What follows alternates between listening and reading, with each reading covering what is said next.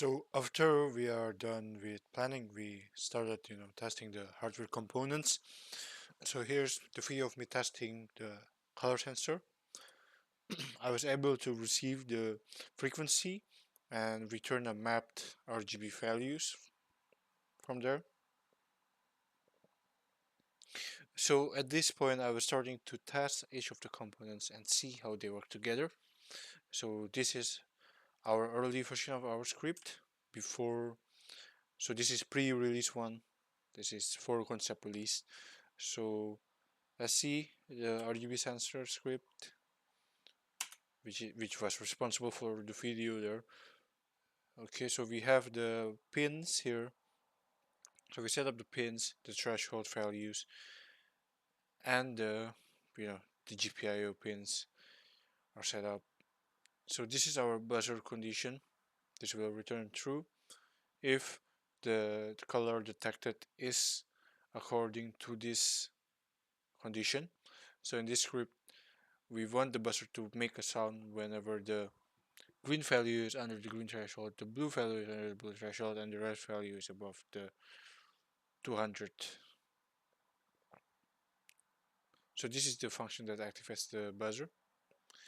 So in the main loop, it will check if a value is if positive, if a value returns positive with the buzzer condition.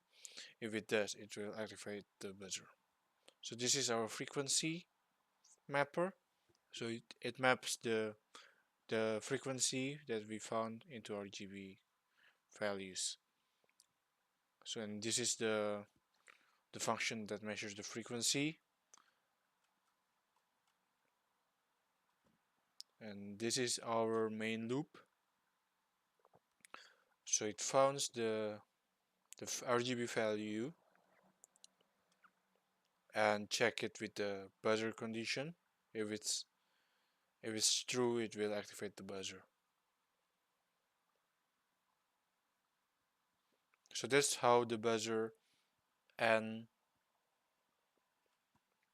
the RGB sensor interacts. So how does the LED interact with the buzzer and the sensor? So this is the LED script. So for green, yellow, red, this is the GPIO pins, and then we set it up. So basically, it plays around with the logs and the thing we use to update packages in Raspberry Pi in Linux. So to check if a package is installing, we check if the apt or dpkg is running.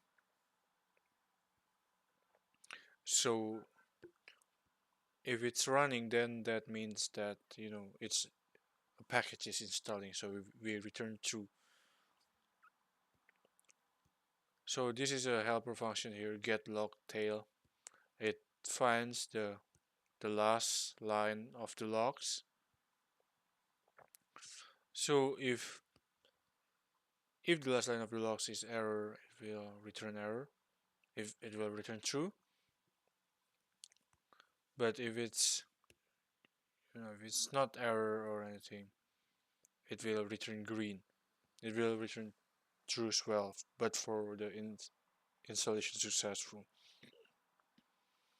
So we can see here, usually if it's running normally, the LED will be green. So this is quite an old version of the script. That's why we still have this, but we don't really need this because the default version, the default color will be green.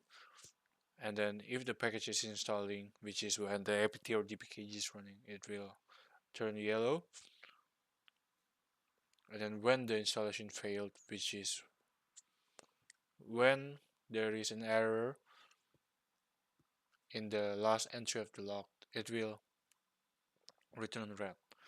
Notice that in our RGB sensor script, we also return an error every time that an unexpected color is detected. So that way, whenever an unexpected color is detected, it will also return red, since there is an error in the logs.